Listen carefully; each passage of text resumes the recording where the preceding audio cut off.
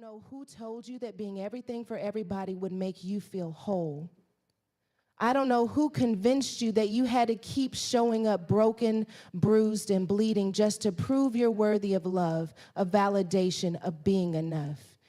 But I came here to tell you, you cannot pour from a cup that you won't even let God fill. Fix yourself first. Everything else, the job, the relationship, the applause, the assignment, it can wait. Because what's the point of having the whole world in your hands when your soul is falling apart? See, we're taught to chase after outcomes. Fix the house, fix the man, fix the children, fix the money. But we rarely stop to ask, what about me? What about the little girl inside of me who never healed from what she saw growing up? What about the woman in me who's so busy surviving that she forgot how to breathe, how to feel, how to rest? Baby, your healing is not a luxury. It is your responsibility. Because if you don't fix what's going on within, you'll keep trying to manage chaos on the outside that you were never built to carry. So today, I'm giving you permission to pause, to breathe, to fall apart if you need to. This is not weakness, this is wisdom, because healing starts when you stop pretending and start prioritizing what's sacred, and you, woman of God, are sacred. You are not behind, you are not late, you are right on time for you. Fix yourself first, everything else can wait, and trust me, when you rise whole, you'll handle what's waiting with power, not pressure. You can't heal what you keep hiding. That truth will sit with you until you're ready to face it. And the thing about hiding is it's not always intentional. Sometimes we bury things so deep, even we forget they're there. We've learned how to keep smiling through trauma, laughing through heartbreak, and performing through pain. We've become masters of functioning dysfunction. We've trained ourselves to be okay when we're not, and we've made silence our safety net, thinking if we don't talk about it, maybe it didn't happen. But healing doesn't respond to denial. Healing responds to honesty. Some of us have been hiding for so long, we've started calling our hiding place home. We've made agreements with silence that sound like strength, but really they're rooted in fear. Fear of judgment, fear of being misunderstood. Fear that if we let the truth come out, we'll fall apart and never recover. So we tuck it away. The childhood wound, the betrayal, the addiction, the shame, the insecurity, the fear of failure, the fear of success. We put makeup on our scars and filters on our reality, hoping that if we can make the outside look whole, nobody will question what's really happening underneath. But healing is confrontational. It's not polite. It doesn't knock softly. Healing comes with questions. It comes with flashbacks. It comes with moments where God will sit you down in silence and start pulling things out of your spirit that you forgot were even planted there. And the reason it hurts so much is because hidden wounds fester. They don't go away. They just grow in the dark. And eventually, what you've hidden will start showing up in your behavior, your relationships, your choices. You'll wonder why you keep attracting chaos, but it's not chaos, it's a mirror. It's reflecting back the pieces of you that you keep refusing to face. Sometimes it's not that life is hard. It's that you're tired from carrying what you won't release. You're exhausted from protecting an image instead of protecting your soul. You're drained from pretending to be okay. And God didn't call you to be perfect. He called you to be real, because real is where he meets you.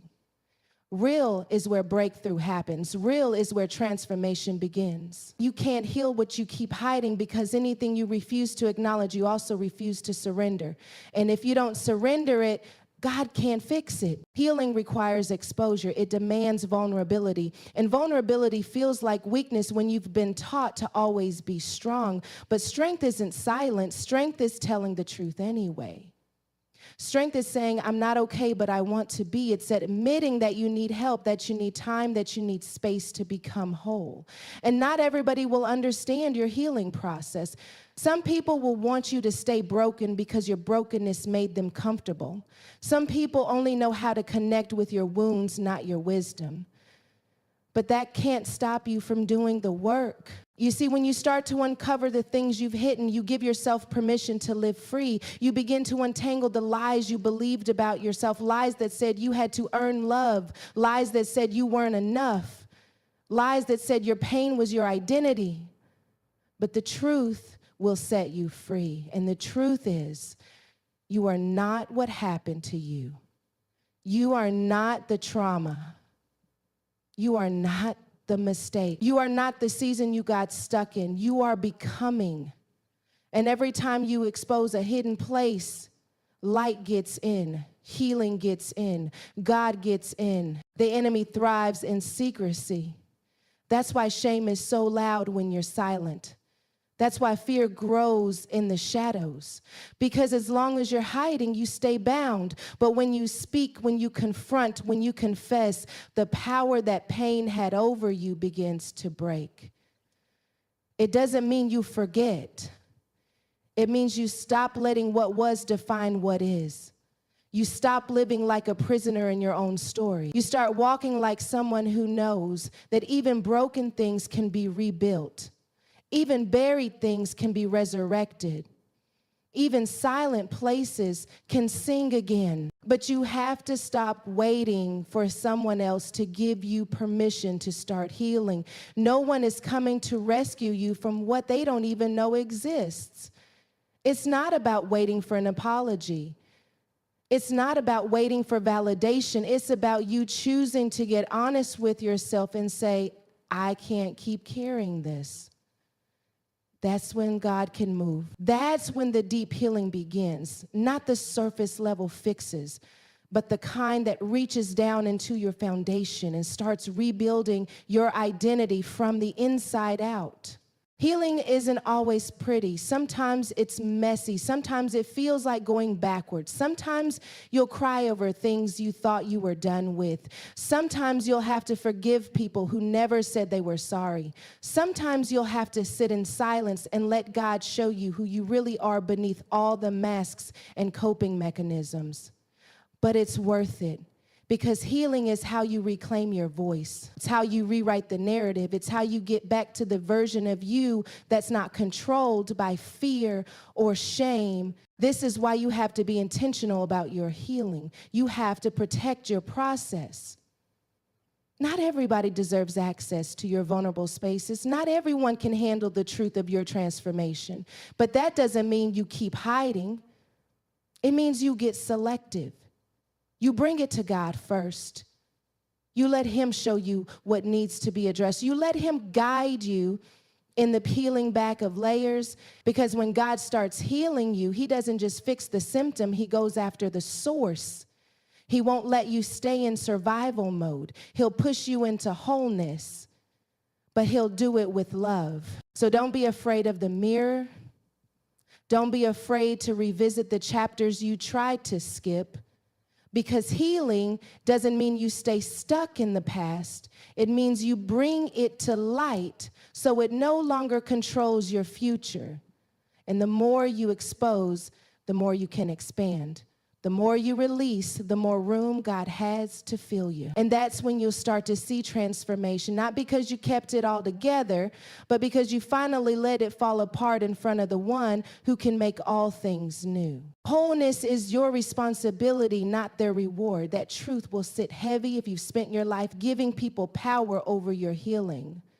Because for some of us, healing has become a transaction. We stay broken, waiting for someone else to fix us, waiting for closure that may never come, waiting for apologies that we're never taught how to speak. And while we wait, we put the pieces of ourselves on hold, convincing ourselves that our restoration is somehow connected to their record. But God never designed your wholeness to depend on their maturity. He designed it to be your decision. It's easy to believe that if they had treated you better, loved you harder, stayed longer, or supported you deeper, you'd be further along by now. And maybe there's truth in that. Maybe you would have had an easier journey. But easier isn't always healthier. Sometimes the struggle is what reveals the root. Sometimes the pain is what introduces you to the parts of you that you've been ignoring. And if you stay locked into the narrative that someone else is responsible for your breakthrough, you'll stay bound to their absence, their silence, or their inability to give you what you needed. Wholeness doesn't wait for validation. It begins when you stop looking backward and start building from where you are. You don't need them to come back. You don't need them to understand. You don't even need them to agree with your healing process, because healing was never supposed to be about proving a point. It was supposed to be about reclaiming your peace. And if peace costs you the illusion that someone else holds the keys to your future, then it's worth the cost. So because nothing is more expensive than delaying your destiny while you wait for someone else to do what only you can do. Some of us keep rehearsing the betrayal, the abandonment, the loss, not because we want to stay in pain, but because we've made it the foundation of our identity. We've let pain become the reason for everything we are and everything we're not. We say we want to be whole, but deep down, we've tied our worth to being wounded. It gives us permission to stay stuck.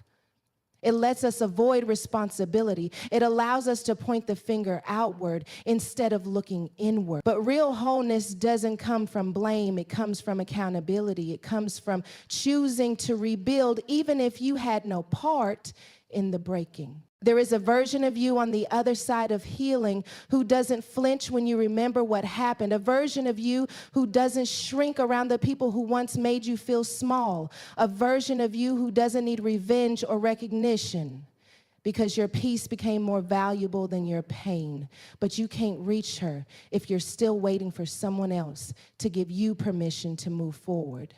You can't become her if you keep handing your power to the people who misused it in the first place. Wholeness is not a prize they give you. It's a choice you make for yourself. You have to stop making your healing conditional on whether or not they ever get it, conditional on whether or not they change, conditional on whether or not they feel bad. Because some people will never feel what you felt. Some people will walk away from the wreckage they caused without ever looking back. And if your healing is waiting on their conviction, you'll keep bleeding in silence while they go on living. But healing doesn't need their permission. It just needs your commitment. You can't control what they do, but you can decide that today is the last day you let broken people decide how whole you get to be. Wholeness is messy. It's not always this beautiful, polished journey. Sometimes it looks like waking up with tears in your eyes, but still choosing not to text them. Sometimes it looks like going to therapy even when you don't want to talk. Sometimes it looks like praying through clenched fists and shattered expectations. But it's still yours to walk through. It's still your path to own. You may have been dropped, but you don't have to live broken. You may have been left, but you don't have to stay lost. The moment you take responsibility for your wholeness, you take back every piece of power you once gave away. You see, when you let other people determine the pace or possibility of your healing, you live on pause. You keep waiting for that call, that message, that sign, that moment. And life passes you by while you're stuck in a chapter God's already trying to close.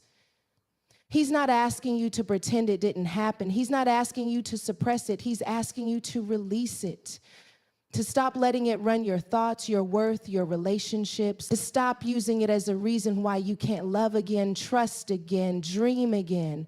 Because what hurt you may not be your fault, but healing from it is your responsibility. There comes a point where you have to choose. Will I stay bound to what they did, or will I rise into who I'm becoming? Will I let that moment define me, or will I let it refine me? Will I keep playing the victim of their decisions, or will I become the author of my own healing? That choice is sacred, it's divine, and it's not always loud. Sometimes it's quiet. Sometimes it's made in the stillness when nobody's watching, when your heart is tired and your soul is weary, and you whisper to yourself, I want to be whole. That's where it begins.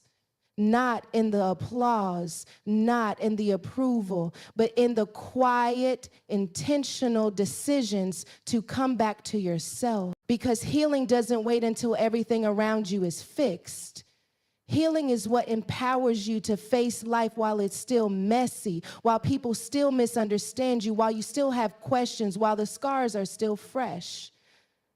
And that's what makes it so powerful, because it's not reactive, it's proactive. It's not a reward, it's a responsibility.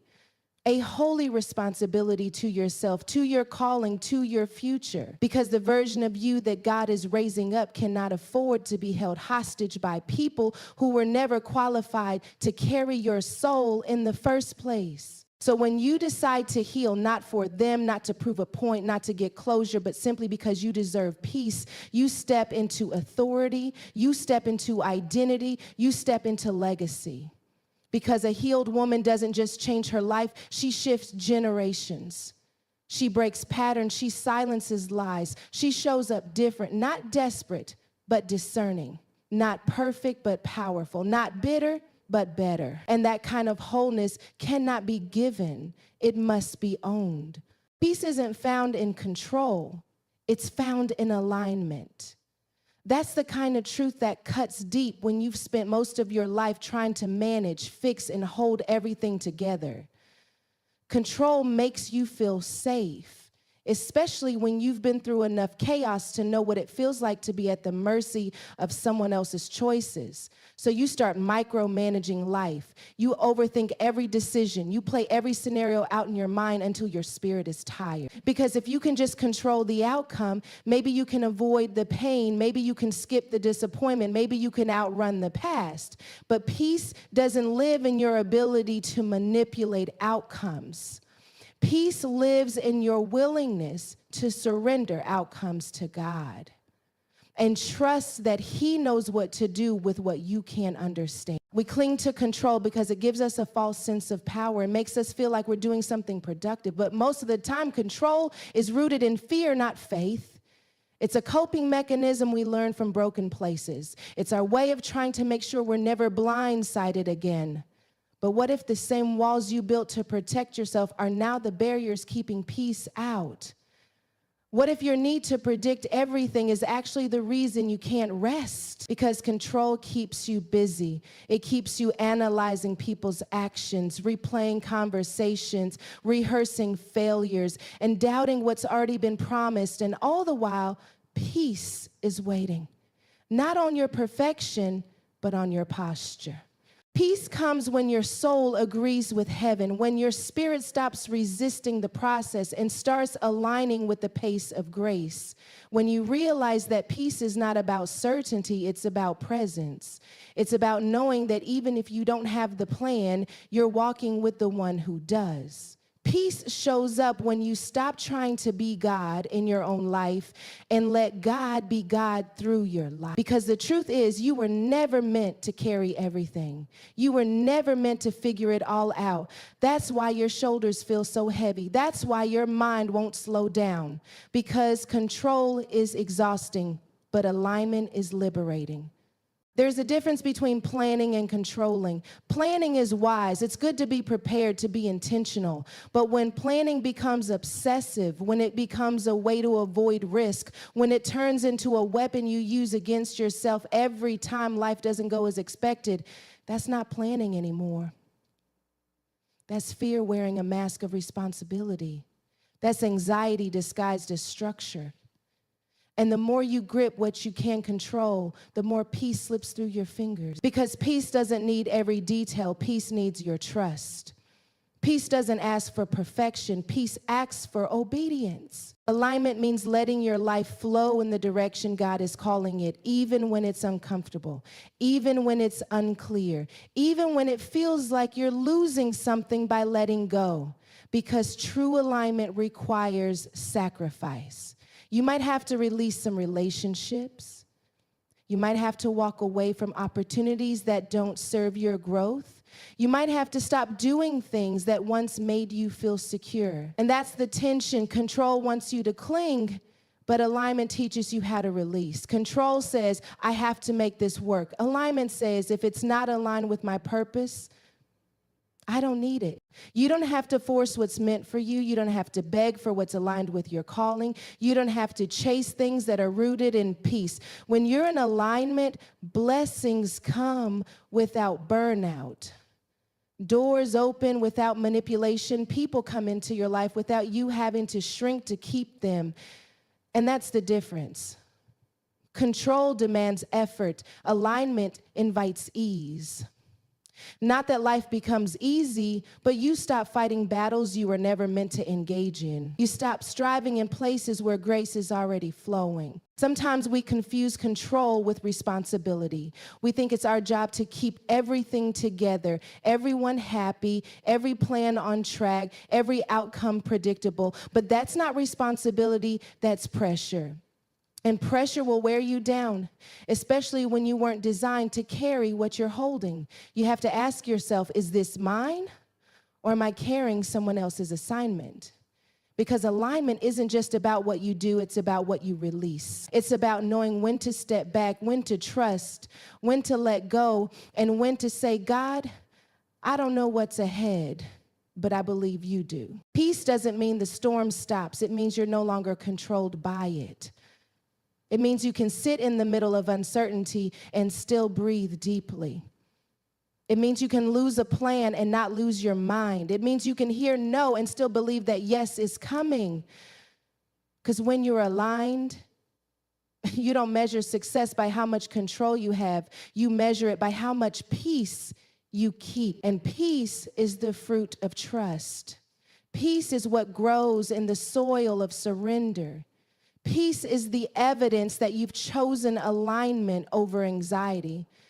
Some of the things you're calling peace are really just control in disguise.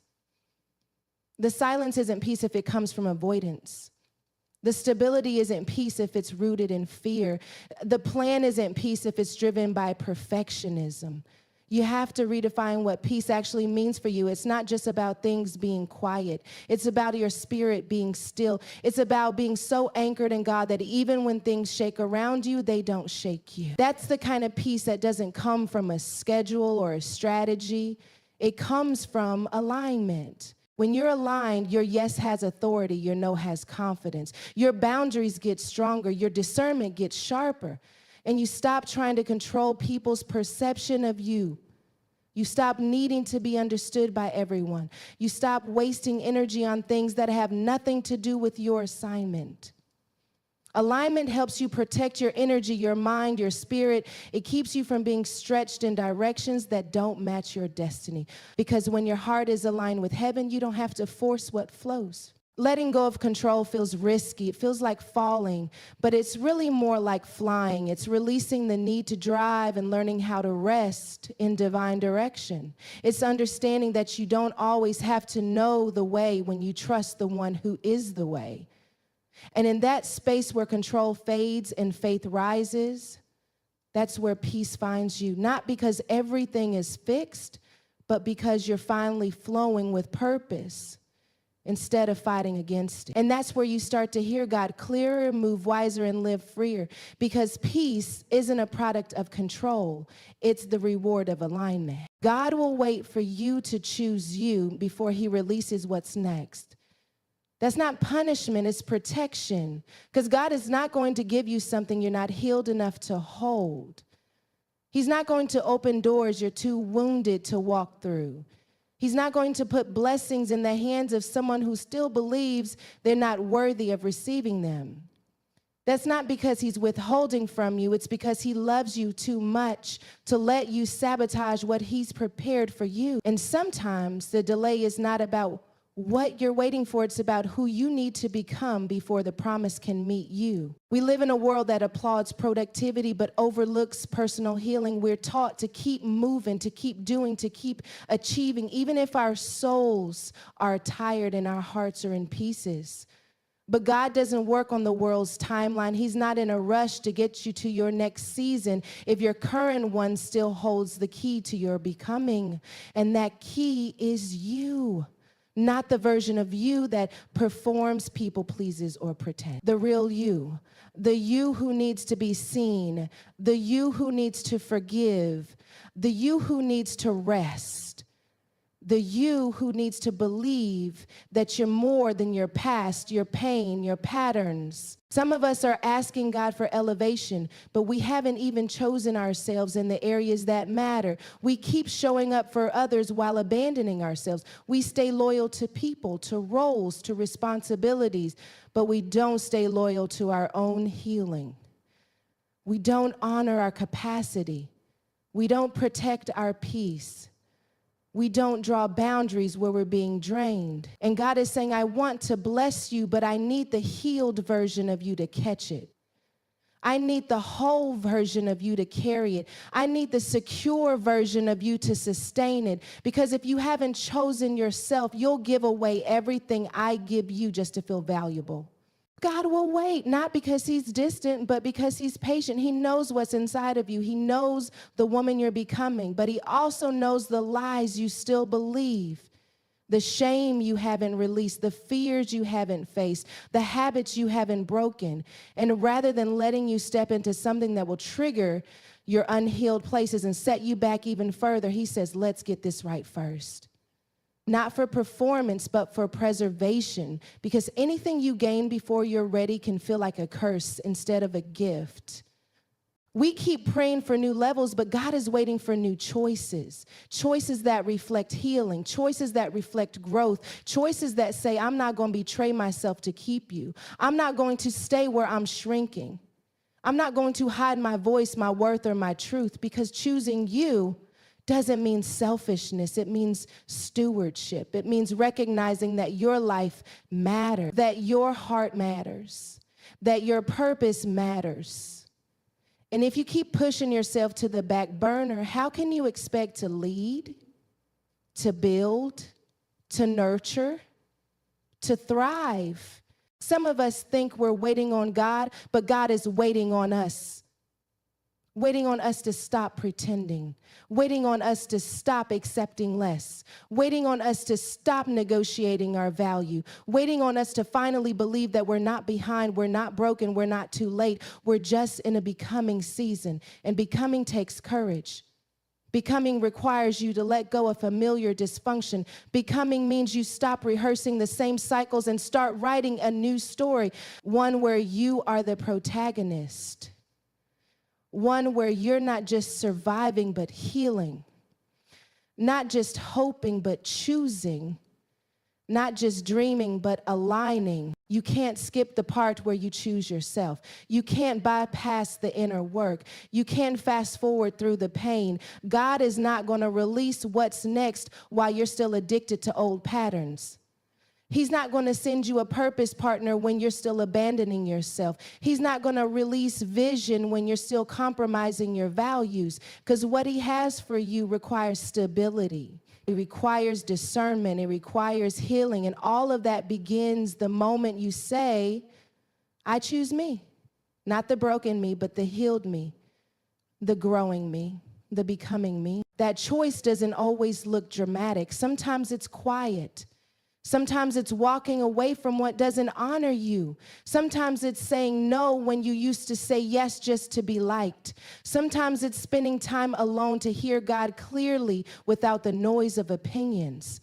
Sometimes it's finally admitting that you've been performing because you were scared to be seen. But when you choose you, things begin to shift. You start attracting differently. You start moving differently. You start recognizing what doesn't align with where you're going, and you stop apologizing for needing more. God doesn't want a version of you that's tolerated. He wants the version that's whole. And until you believe you deserve wholeness, you'll keep settling. You'll keep tolerating environments that drain you. You'll keep making excuses for relationships that dim your light. You'll keep shrinking to fit into places God never called you to enter. But when you choose you start creating space. Space for peace, space for clarity, space for God to move. Because now your posture says, I'm ready to receive without self-sabotage. I'm ready to be trusted with what I prayed for. Some of us are praying bold prayers while still living small lives. Not because we're not capable, but because we haven't yet chosen to rise. We're waiting for someone to choose us first. Someone to affirm us, to believe in us, to open a door. But you can't wait on external validation for internal healing. The minute you choose yourself, the minute you agree with what God already sees in you, doors start opening. Not always physically, but spiritually. The door to confidence, the door to alignment, the door to unapologetic self-worth. And through those doors, God can now release what he's been holding. The choosing won't always feel easy. It might feel like loneliness at first. It might feel like grief, because when you choose you, you often lose what was never truly for you. People might walk away. Certain opportunities might fade. But don't confuse loss with lack. What leaves your life after you choose yourself was never meant to carry you into your next season. And God is a God of restoration. What you release in obedience, he will return in alignment. But he will not force you into freedom. He'll wait until you're ready to walk in it, until you're ready to stop settling, until you're ready to believe that you matter enough to build a life that reflects it. This is the season to choose you, to show up for yourself with the same energy you gave everyone else, to pour into your healing, your clarity, your boundaries, to let God redefine what it means to be whole. And when you do that, when you finally become the version of yourself that doesn't chase, doesn't beg, doesn't shrink, that's the version God will trust with what's next. Not because you earned it, but because you're ready to carry it. Not because you were perfect, but because you were faithful to the process. Because you said yes to healing. Because you said yes to growth. Because you said yes to yourself.